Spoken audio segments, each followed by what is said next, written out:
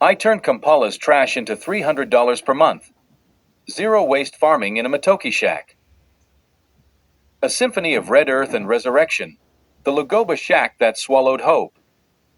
In the labyrinthine heart of Kampala's LUGOBO slum, where monsoon rains turn alleys into chocolate rivers and the air hangs thick with the scent of frying Rolex and Nile perch, Namada Maria lived with her daughter Bridget in a 10 by 10-foot shack. Walls of rusted corrugated iron sweated in the 35 degrees Celsius heat. Outside, mountains of trash rose like monuments to neglect. Rotting MATOOKE peels, plastic kavira bags, discarded gomisi fabric, and electronic waste from nearby Kisenyi market. Maria's hands, once meant for braiding Bridget's hair into intricate kikuyi patterns, now clawed through this toxic bounty, earning 500 shillings, 13 cents, per day salvaging plastic bottles. The night malaria stole Bridget's smile. Bridget, 5, burned with fever. Her tiny body trembled with chills as mosquitoes sang through the shack's holes. Maria rushed her to Malago Referral Hospital, where doctors demanded 150,000 shillings, $40, for treatment. Maria had 12,000 shillings, $3.20, her life savings. She sold Bridget's most precious possession, a hand-carved wooden Ngoma drum given by her late grandmother.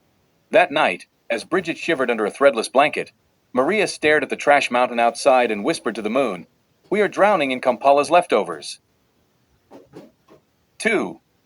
The MATOOKE peels that whispered secrets. 3 months later, Maria found a discarded Vision Group newspaper behind a chapati stall. An article about Eco Agric Uganda caught her eye. Oyster mushrooms thrive on agricultural waste.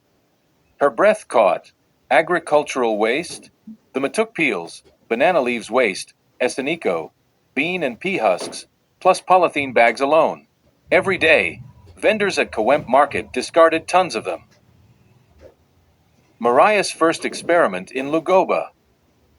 Maria collected MATOOKE peels, banana leaves waste, Eco, bean and pea husks, in a jerrycan.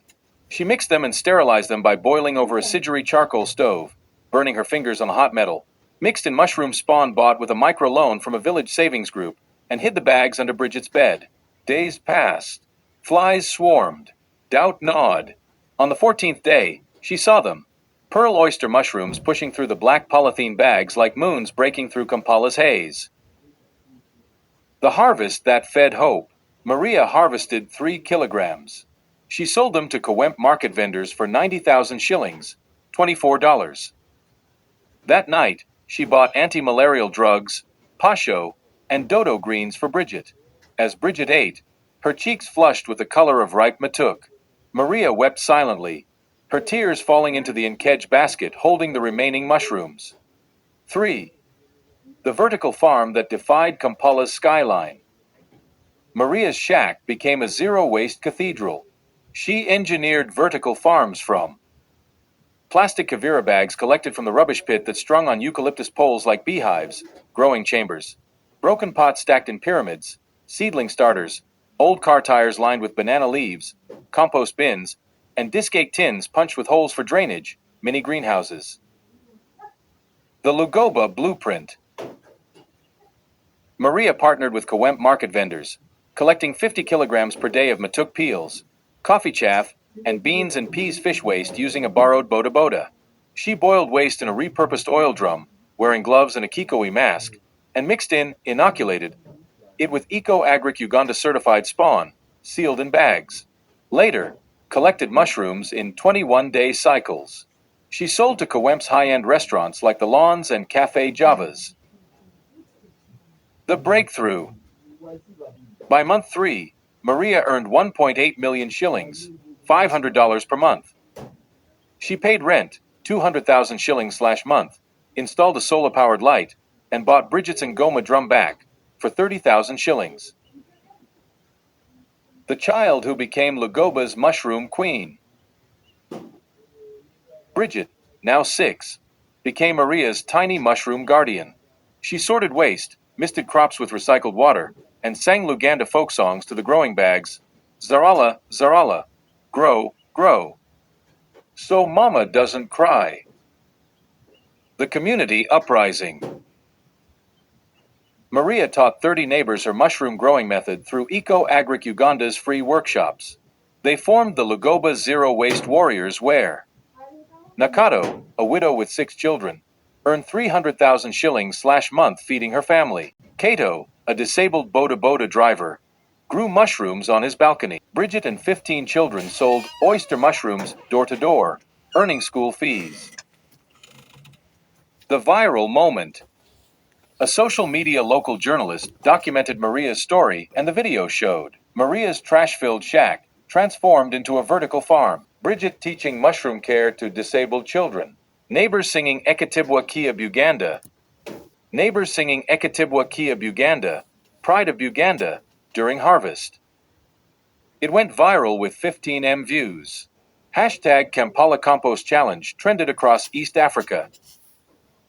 The scars that ran deeper than trash. Triumph didn't erase trauma. Maria still panicked during rains, remembering Bridget's malaria seizures. She still flinched at the smell of rotting MATOOKE, and she still grieved for the women drowning in Lugoba's cycle of poverty. The night the floods came. When El Niño rains flooded Lugoba, Maria's mushroom farms drowned in sewage-contaminated water. She sat in the dark, holding Bridget, whispering, "We failed." Bridget kissed her tears. "No, Mama, we will build again."